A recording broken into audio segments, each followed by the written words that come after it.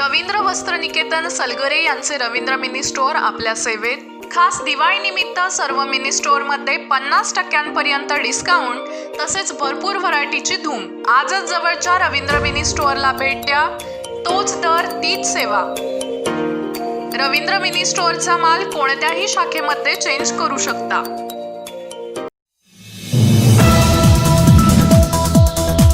जिल्ह्यात कोरोनाचा विळखा सैल होत असताना मंगळवारी रुग्णसंख्या 2000च्या आत आली आहे. नव्याने 154 रुग्ण आढळलेत तर 4 रुग्णांचा मृत्यू झालाय. तर आज 224 जणांनी उपचारानंतर कोरोनावर मात देखील केली आहे. मृत्यू झालेल्या रुग्णांमध्ये जत तालुक्यातील 2 रुग्ण, सांगली शहर आणि शिराळा तालुक्यातील प्रत्येकी एका व्यक्तीचा समावेश आहे. नवीन रुग्णांमध्ये महापालिका क्षेत्रात 21 रुग्ण आढळलेत तर आटपाडी तालुक्यात 16 रुग्ण, कडेगाव तालुक्यात 19 रुग्ण, खानापूर तालुक्यात 18 रुग्ण, पलूस तालुक्यात 16 रुग्ण, तासगाव तालुक्यात 10 रुग्ण, जत तालुक्यात 10 रुग्ण, कवठेमंकाळ तालुक्यात 8 रुग्ण, मिरज तालुक्यात 10 रुग्ण, शिराळा तालुक्यात 8 रुग्ण आणि वाळवा तालुक्यात 18 रुग्ण आढळलेत. जिल्ह्यात आतापर्यंत कोरोनाचे 44,570 रुग्ण आढळलेत. त्यापैकी 1,626 व्यक्तींचा मृत्यू झालाय तर 40,992 जण कोरोनामुक्त झालेत. सद्यस्थितीत जिल्ह्यात 1,952 रुग्णांवर उपचार सुरू आहेत. बाधित रुग्णांपैकी 1,386 जण होम आयसोलेशनमध्ये आहेत. जत शहरातील 4 अज्ञात चोरट्यांकडून मोरे कॉलनीत राहणारे माजी प्राचार्य शिवाजीराव बिसले यांच्या घरावर दरोड्याचा प्रयत्न करण्यात आलाय. चोरटे आणि प्राचार्य बिसले यांच्यात झालेल्या झटापटीत बिसले यांना चाकू लागल्याने बोटाला गंभीर इजा झाल्याची घटना घडली. ही घटना सोमवारी रात्री 2:30 घडली आहे. राजे रामराव महाविद्यालयाचे माजी प्राचार्य शिवाजीराव बिसले हे पत्नीसह राहतात. त्यांची मुले नोकरीनिमित्त बाहेर आहेत. नेहमीप्रमाणे बिसले सोमवारी रात्री जेवण करून झोपी गेले. 4 अज्ञात चोरट्यांनी शटर उचकटून घराच्या मागच्या बाजूने प्रवेश केला. कपाटात काही शोधण्यासाठी धडपड केली. तेथून त्यांनी आपला मोर्चा बिसले यांच्या बेडरूमकडे वळवला. दरवाजा उघडण्यासाठी जोराचा धक्का मारला. त्यामध्ये बिसले कुटुंबीय जागे झाले. जागे झाल्यानंतर त्यांनी दरवाजा उघडला. यावेळी त्यांच्या दृष्टीस 4 अज्ञात चोरटे दिसले. त्यातील एका चोरट्याने माझ्या हातात चाकू असल्याचं सांगत धमकवण्याचा प्रयत्न केला असता बिसले यांच्या पत्नीने आमच्याकडे जे काही असेल ते घ्या, पण आम्हाला मारू नका अशी विनवणी केली. एवढ्यात बोलणे चालू असताना शिवाजी बिसले यांनी चोरट्यांकडील चाकू हिसकावत आरडाओरडा केला. तसेच दोघे पती पत्नी आरडाओरडा करत बाहेर पळू लागले. या कालावधीत चोरट्यांनी बिसले यांच्या पत्नीच्या गळ्यातील मंगळसूत्राला हिसणा मारला. यामध्ये हाताला जे काही मिळेल ते घेऊन चोरटे पसार झालेत. यामध्ये मंगळसूत्रातील अर्धा गुंज सोन्याचा मणी चोरट्यांनी लंपास केलाय. या दरम्यान पती पत्नीच्या आरडाओरडेचा आवाज ऐकून शेजारील नागरिक जागे झाले. त्यातील एकाने जत पोलीस ठाण्यात चोरीच्या घटनेची माहिती दिली. यावेळी पोलीस तातडीने घटनास्थळी दाखल झाले. मंगळवारी दुपारच्या दरम्यान श्वान पथक तसेच ठसे तज्ज्ञांना पाचारण करण्यात आले. यावेळी श्वान 5 किलोमीटर घुटमळले. जिल्ह्यात कोरोनाची साथ आटोक्यात येत असली तरी कोरोना प्रतिबंधक लसीकरण नवीन वर्षाच्या सुरुवातीला म्हणजेच जानेवारीपासून सुरू होण्याची शक्यता असल्याची माहिती जिल्हा परिषदेचे मुख्य कार्यकारी अधिकारी जितेंद्र डुडी आणि जिल्हा शल्य चिकित्सक डॉक्टर संजय साळुंखे यांनी दिले. लसीकरणाच्या पहिल्या टप्प्यात डॉक्टर, आरोग्य कर्मचारी, आशा, अंगणवाडी सेविका, स्वच्छता कर्मचाऱ्यांसाठी लसीकरण होईल. त्यानंतर अन्य लोकांनाही ही लस उपलब्ध होईल. त्याबाबत त्या अनुषंगाने लसीकरण यंत्रणा तयार ठेवण्याच्या सूचना प्रधान सचिवांनी दिल्या असल्याचं त्यांनी सांगितलं. मुख्य कार्यकारी अधिकारी डुडी म्हणाले, कोरोनाच्या लसीकरणासंदर्भात प्रधान सचिवांच्या आदेशानुसार जिल्ह्यात हेल्थ केअर वर्करची माहिती घेणं सुरू आहे. दिनांक 31 ऑक्टोबर पर्यंत ही सर्व माहिती एकत्र करण्यात येते. कोरोना लसीकरणाच्या अनुषंगाने ही माहिती तयार केली जाते. पहिल्या टप्प्यात देश स्तरावर या लसीचे 1 कोटी लाभार्थी असणार आहेत. आरोग्य कर्मचाऱ्यांनंतर दुसऱ्या टप्प्यात लोकांनाही ही लस मिळणार आहे. पहिला टप्पा आणि नंतरचे टप्पे यात जास्त अंतर असणार नाही. सध्या कोरोना रुग्णसंख्या बऱ्यापैकी कमी झाली, मृत्यू संख्याही कमी झाली. पुढचे 2 महिने महत्त्वाचे आहेत. मास्क, सोशल डिस्टन्सिंग, सॅनिटायझरचा वापर आदी उपाययोजना कसोशीने पाळण्याच्या सूचना त्यांनी दिलेल्या आहेत. महापालिकेच्या 300 अधिकारी आणि कर्मचाऱ्यांनी येथील पुष्पराज चौकात स्वच्छता अभियान राबवले. या परिसरातील 3 उद्याने स्वच्छ करत त्यातील कचरा गोळा करण्यात आलाय. या उद्यानांचे सुशोभीकरण करून लवकरच ही उद्याने नागरिकांसाठी खुली केली जाणार असल्याचे आयुक्त नितीन कापडनीस यांनी सांगितले. स्वच्छ सर्वेक्षण अभियानाअंतर्गत महापालिका क्षेत्रात स्वच्छता मोहीम राबवली जाते. मंगळवारी सकाळी 8 वाजल्यापासून महापालिकेच्या अधिकारी आणि कर्मचाऱ्यांनी पुष्पराज चौकात स्वच्छता अभियान राबवले. या मोहिमेत सर्वच कार्यालयातील अधिकारी, कार्यालयीन लिपिक, संगणक चालक, शिपाई, त्याचबरोबर अग्निशामक विभागाचे कर्मचारी, महिला कर्मचारी यांनी पुष्पराज चौकातून मार्केट यार्डकडे जाणाऱ्या आणि मधोमध असणाऱ्या मात्र झुडपांमुळे विरळ झालेल्या उद्यानांची स्वच्छता केली आहे. यामध्ये उद्यानातील झुडपे तसेच गाजरी गवत काढणे टाकण्यात आलं, तसेच कचरा गोळा करून हा उद्यान परिसर चकाचक केलाय. या स्वच्छता मोहिमेत महापालिकेच्या मदतीला मुस्तफा मुजावर यांच्या नेतृत्वाखालील टीम सावलीतील 10 बेघरांनी सहभाग घेतलाय. हातात खोरे पाट्या घेऊन या बेघरांनी सुद्धा आपली सामाजिक बांधिलकी जपत स्वच्छता मोहिमेत सहभाग दर्शवलाय. नुकत्याच झालेल्या पावसामुळे ड्रेनेजची सुविधा नसलेल्या विश्रामबाग आणि बाकीच्या उपनगरांमध्ये पावसाचे पाणी साचून राहिले. या पाण्याचा निचरा होत नाही आणि हे पाणी बाहेर काढण्याची कोणतीच सोय नसल्याने डेंग्यू, चिकुनगुन्या सारख्या आजारांची साथ पसरते. त्यामुळे हे पाणी काढण्याची सोय करून औषध फवारणी करण्याची मागणी सुधार समितीचे अध्यक्ष ॲडव्होकेट अमित शिंदे यांनी केली आहे. याबाबत बोलताना ॲडव्होकेट अमित शिंदे म्हणाले की शहरात संततधार पावसामुळे सांगलीसह विश्रामबाग आणि उपनगरांमध्ये सर्वत्र पाणी साचले. या पाण्याच्या निचऱ्याची सोय होत नसल्याने उपनगरांमध्ये दैना उडाली आहे. अनेक ठिकाणी अजूनही पाणी साठून असल्याने घाणीचे आणि दुर्गंधीचे साम्राज्य पसरले. त्यामुळे डेंग्यू, चिकुनगुनिया सारख्या साथीच्या रोगांनी मोठ्या प्रमाणात डोके वर काढले.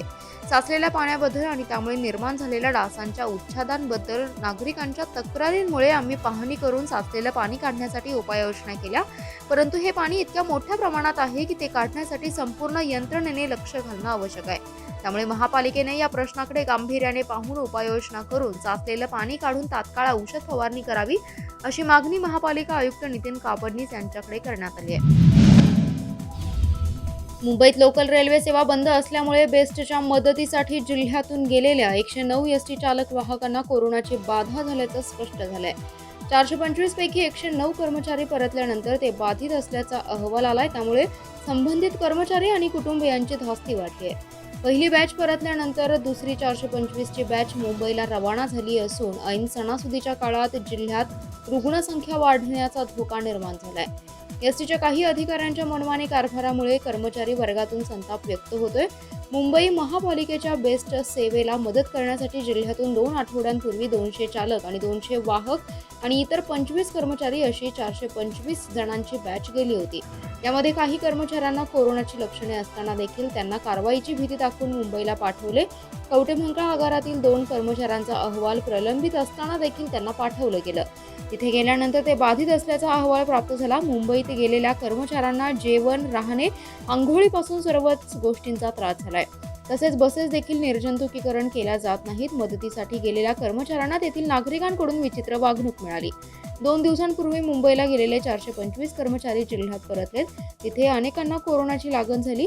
परतलेल्या कर्मचाऱ्यांची कोरोना चाचणी केली जाते. त्यामध्ये 2 दिवसात तब्बल 109 चालक वाहक कोरोना बाधित असल्याचा अहवाल प्राप्त झालाय. त्यामुळे एसटी कर्मचारी आणि त्यांच्या कुटुंबियांमध्ये खळबळ उडाली आहे.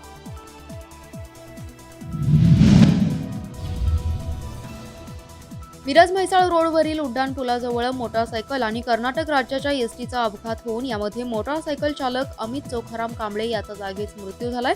तर मोटारसायकलीच्या मागे बसलेला यशवंत आनंदराव वडिंगे हा गंभीर जखमी झालाय. त्याला शासकीय रुग्णालयात उपचारासाठी दाखल करण्यात आलाय. एसटी चालक घटनास्थळावरून फरार आहे. या अपघाताची नोंद मिरज शहर पोलिसात झाली आहे. अमित कांबळे हा द्राक्ष बागेतील काम करतो. परगावीही जाऊन तो द्राक्ष बागेतील काम करत असतो. नुकताच तो कर्नाटकातील विजापूर येथून द्राक्ष बागेतील काम संपवून म्हैसाळ गावी आला होता. अमित हा सकाळी लवकर उठून मोटारसायकल घेऊन मित्र यशवंत वडिंगे याच्यावर घरी गेल्यानंतर त्याला घेऊन मिरजेत काही कामानिमित्त दोघेही आले होते. आपले काम संपवून ते म्हैसाळकडे निघाले होते. उड्डाणपुलाच्या खाली आल्यानंतर मिरजेकडे कर्नाटक राज्याची एसटी येत असताना मोटारसायकल आणि एसटीची समोरासमोर धडक होऊन मोटारसायकल स्वार अमित कांबळे याला एसटीची जोराची धडक बसली. यामध्ये त्याच्या डोक्याला गंभीर दुखापत झाल्याने त्याचा जागीच मृत्यू झालाय. तर मोटारसायकलीच्या पाठीमागे बसलेला यशवंत वडिंगे हा गंभीर जखमी झाला असून त्याला शासकीय रुग्णालयात दाखल करण्यात आले. त्याच्यावर उपचार सुरू आहेत. एसटी चालक घटनास्थळावरून फरार झालाय. इतर कर्मचाऱ्यांप्रमाणे 7वा वेतन आयोग लागू करावा, तसेच आश्वासित प्रगती योजना लागू करावी या मागणीसाठी कसबे डिग्रज येथील कृषी संशोधन केंद्र आणि कृषी तंत्र विद्यालयातील अधिकारी आणि कर्मचाऱ्यांनी आज काळ्या फिती लावून काम करत अनोखे आंदोलन केले. या आंदोलनात सर्व कर्मचारी सहभागी झालेत. शासनाने तातडीने मागण्या मान्य कराव्यात, अन्यथा तीव्र आंदोलन छेडण्याचा इशारा यावेळी कर्मचाऱ्यांनी दिलाय. कृषी विद्यापीठ सेवेतील अधिकारी आणि कर्मचाऱ्यांना सेवेतील अनुक्रमे 10, 20 आणि 30 वर्षानंतर अनुज्ञेय ठरणारी 3 लाभांच्या सुधारित सेवा अंतर्गत आश्वासित प्रगती योजनेसहित 7वा वेतन आयोग पूर्वलक्षी प्रभावाने लागू करण्यासाठी टाळेबंदीपूर्वी आंदोलन करण्याबाबत निवेदन प्रशासनास देण्यात आलं होतं. अद्यापर्यंत 7वा वेतन आयोग लागू करावा तसेच आश्वासित प्रगती योजना लागू करण्यात आलेली नाही. त्यामुळे राज्यातील 4ही कृषी विद्यापीठातील सर्व अधिकारी आणि कर्मचाऱ्यांनी आज 1 दिवसीय काळ्या फिती लावून आंदोलन केलंय. कोल्हापूर विभागातील महात्मा फुले कृषी विद्यापीठ अंतर्गत असलेल्या कसबे डिग्रज येथील कृषी संशोधन केंद्र, राजश्री शाहू महाराज कृषी महाविद्यालय तसेच विभागातील सर्व संशोधन केंद्र आणि कृषी तंत्र विद्यालयातील अधिकारी आणि कर्मचारी यांनी एकत्रित येत फिती लावून आणि श्रमदान करून आंदोलन केलंय. राज्य शासनाने 15 दिवसात वीज दरवाढ मागे न घेतल्यास जिल्ह्यातील सर्व वीज वितरण कार्यालयांना टाळे ठोकण्यात येतील असा इशारा देत महावितरण कार्यालयाबाहेर स्वाभिमानी शेतकरी संघटनेच्या वतीने निदर्शने करण्यात आली आहेत. या सरकारचे करायचे काय, खाली डोके वर पाय अशा घोषणांनी परिसर दणाणून सोडण्यात आलाय. दरवाढ तात्काळ रद्द करण्याच्या मागणीसाठी स्वाभिमानी शेतकरी संघटनेच्या वतीने जिल्हाध्यक्ष महेश खराडे यांच्या नेतृत्वाखाली हे आंदोलन करण्यात आले. यावेळी अधीक्षक अभियंता यांना निवेदन देण्यात आलं. या निवेदनात म्हटलं आहे, राज्यात कोरोना आणि अतिवृष्टीमुळे सर्वसामान्य माणूस आणि शेतकरी हतबल झालाय. त्याचं कंबरडं मोडलंय. शेतीसह सर्व व्यवसाय धोक्यात आलेत. अशा परिस्थितीत सर्वांचे अर्थकारण कोलमडलं आहे. त्यातच 13 ते 16% वीज दरवाढ करण्यात आले. या दरवाढीचा फटका सर्वसामान्यांना बसलाय. अव्वाच्या सव्वा वीज बिले आलेली आहेत, ती भरणे शक्य नाही. त्यामुळे ही वीज दरवाढ मागे घ्यावी, अन्यथा सर्व कार्यालयांना टाळे ठोकण्याचा इशारा देण्यात आलाय. प्रधानमंत्री आवास योजनेसाठी चालू वर्षी जिल्ह्यातील 9,845 घरकुले बांधण्याचं उद्दिष्ट देण्यात आले. लाभार्थ्यांनी मुदतीमध्ये प्रस्ताव पंचायत समितीकडे सादर करावे असे आवाहन जिल्हा परिषदेचे मुख्य कार्यकारी अधिकारी जितेंद्र डुडी यांनी केलंय. जिल्ह्याला तब्बल 3 वर्षांनंतर घरकुलांचं उद्दिष्ट मिळालं असल्याने सर्वसामान्य लाभार्थ्यांना दिलासा मिळणार आहे. प्रधानमंत्री आवास योजना ही केंद्र पुरस्कृत योजना असून सन 1995 ते 96 पासून स्वतंत्रपणे राबवली जाते. पंतप्रधान आवास योजनेअंतर्गत जिल्ह्यासाठी यावर्षी शासनाने 9,845 घरकुलांचं उद्दिष्ट दिले. यामध्ये सर्वसाधारण गटासाठी 9,385 तर अनुसूचित जाती लाभार्थींसाठी 460 घरकुलांचा समावेश आहे. यातून प्रतीक्षा यादीतील लाभार्थ्यांना लाभ देता येणार आहे. पात्र लाभार्थ्यांनी पंचायत समिती कार्यालयाशी संपर्क साधून प्रस्ताव सादर करावेत असे मुख्य कार्यकारी अधिकारी जितेंद्र डुडी यांनी सांगितले.